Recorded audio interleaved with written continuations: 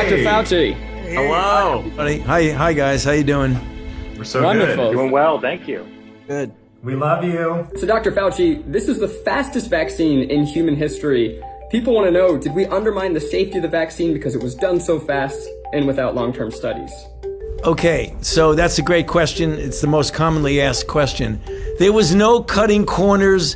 Safety was not compromised. Scientific integrity was not compromised. And I think people need to understand that the speed was related completely to the breathtaking scientific advances that had been made over the previous 10 or more years, where you can get the genetic sequence of the virus, which then take that sequence and insert the appropriate gene into these very new and unbelievably efficient vaccine platforms. And that didn't sacrifice any safety at all.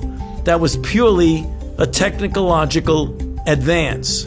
Then the Moderna trial was 30,000 people. The Pfizer trial was 44,000 people. And it happened to be taking place in the middle of a ferocious outbreak. So when you're trying to prove a vaccine works and there are just a few infections here and there in society, it could take 7 years to get a vaccine. There were so many infections that we went from sequence to getting the vaccine in people's arms in less than a year. That is historic, but it's historic from a scientific standpoint.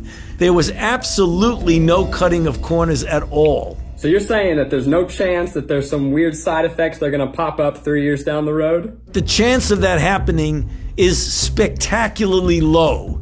And let me tell you why. If you look at the history of all vaccinology and you say, when did these so-called longer-term effects occur? The overwhelming majority, 90+% of them, occur between 30 and 45 days after the vaccine trial ends. That is the reason why the FDA said that in order to make an emergency use authorization, you had to wait 60 days from the time 50% of the people in the trial got their last dose. So if you wait 60 days, you're already beyond when essentially all of the long-term effects occur. I've never seen one where I get vaccinated in 1982 and I get a toxic effect in 1986. I mean, I've never seen that happen with any vaccine. Wow, that's amazing. Okay, I'm going to ask you a question here. Can I still infect someone else after I get the vaccine? And do I have to keep wearing a mask after I get it? The answer is yes, and I'll explain why. It is still conceivable that you could get infected and be asymptomatic. And even though the vaccine protected you from getting sick, it didn't protect you from getting infected. So you may not even know that you're infected and be completely asymptomatic and then spread it to somebody else. I think that's been the scariest part of this whole pandemic, is that I could totally have it and not know, and that terrifies me. We can pull back on masks when we get such an overwhelming proportion of the population is vaccinated that there's herd immunity, which means that the level of virus is so low that it's not a threat. What percentage of people need to get the vaccine for us to achieve that? You know, we don't know the exact number, but we can make a back of the envelope calculations that it's somewhere between 70 and 85% of the population needs to be vaccinated to get herd immunity. Here's, some people, there's a lot of people talking about things out there. Some people think maybe it would be easier to just achieve herd immunity by letting the virus spread rampantly through the population. What do you think about that? Okay, well, that's maybe the worst idea. Okay. I don't want to compare it to anything. I don't want to insult anybody. It's not my question. It's just a question that I read that I'm relaying to you because you're the expert. Do you read it on Facebook, Pete?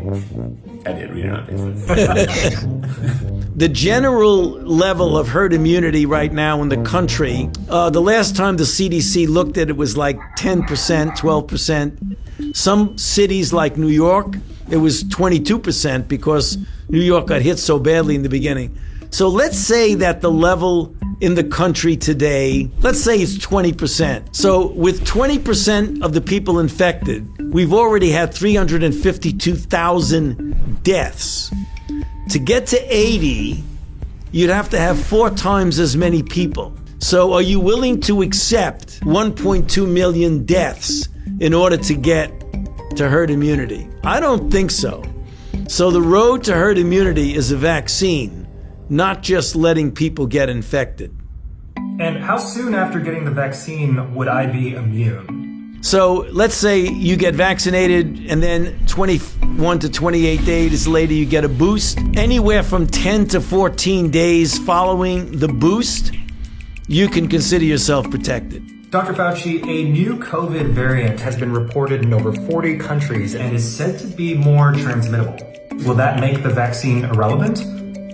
That has a mutation which is causing the virus to be much more easily transmissible from person to person. According to the Brits, who've looked at it very carefully, and we will also be doing the same thing, they find that the mutation does not make people sicker or even more people dying, nor does it seem to interfere with the protection that's afforded by the vaccine. So the only thing that's functionally different, it appears to spread more easily.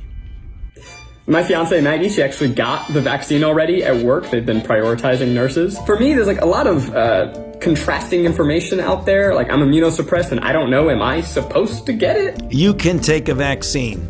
The only time an immunocompromised person should not take a vaccine is when it's a live, attenuated vaccine, because the virus can then replicate a lot in you and not stop replicating the way a person who has a normal immune system would be. But you should get vaccinated, because even though the immune compromise may not get you to have as robust a response, a less than robust response is better than no response. So go get vaccinated. Some protection is better than no protection, yes. Learned that in college. Stop, guys. Stop.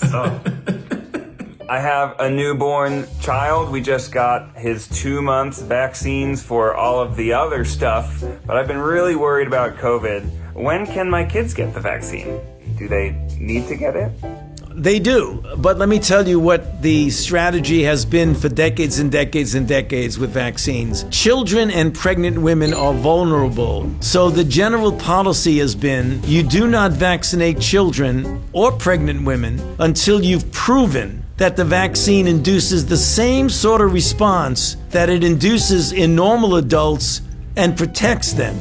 And you do what's called a bridge. You bridge the immunogenicity study in the children and the pregnant women with the efficacy study that you've already completed, and you make a determination that it's okay to give it to children. We're going to start that likely towards the end of January. We'll be doing that in children.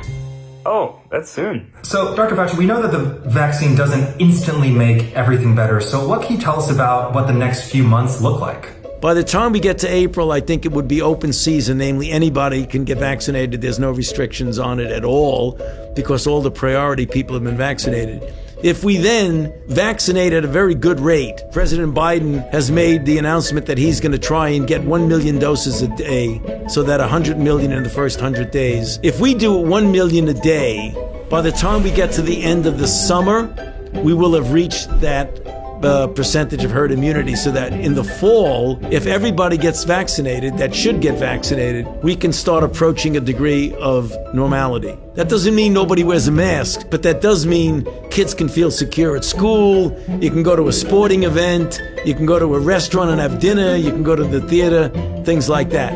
The critical issue is that we want to really make sure that this vaccine hesitancy that we see around gets overcome by the truth that the vaccine is safe and it's efficacious and it will protect you, your family, and ultimately all of society.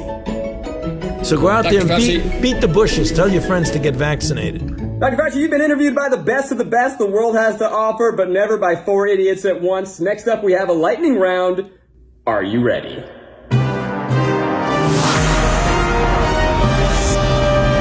Lightning round.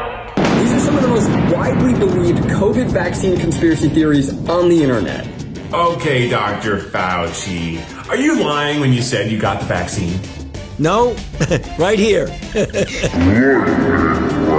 Does the COVID vaccine cause COVID? Absolutely impossible. Are the vaccine ingredients more toxic than COVID-19 itself? Absolutely not. Will the vaccine change my DNA? Absolutely impossible. Well, do the vaccines deliver a microchip with a barcode into my arm to keep a track of me wherever I go? No, it doesn't. And Dr. Fauci, one final question. Will coupons that are redeemable for one vaccine shot be called vouchers? I hope not. Think about it. That's a good idea. I think you can run with that. Dr. Fauci, we want to thank you so much for your time. Is there any one last thing you would say to people who do not want to get the vaccine? Yeah, I think they really need to examine carefully in their mind the reasons for that. If it's really based on a lot of people talking about hoaxes and things like that, you really got to take a look at the risk that we're going through. We're going through a real historic challenge, the likes of which we haven't seen in 102 years. And all of this nonsense about fake news and hoax and all that, I mean, that just results in more people dying. We want to thank you so much Thank for you so everything much. you do. Yes, it's been a real pleasure. Get vaccinated, everybody. You bet. Do it. Bye, Dr. Fauci. I love you. Oh, he hung up. Guys, thanks so much for watching. We hope you are taking this as seriously as we need to take it. When you can get vaccinated, you should get vaccinated. There's going to be some links in the description below with more information. And thanks again to Dr. Fauci. What an amazing experience for us and for you. We all basically got to hang out with him for a few minutes, and that's pretty awesome. Ned, you made him laugh. I know. Whoa. I made him horrified.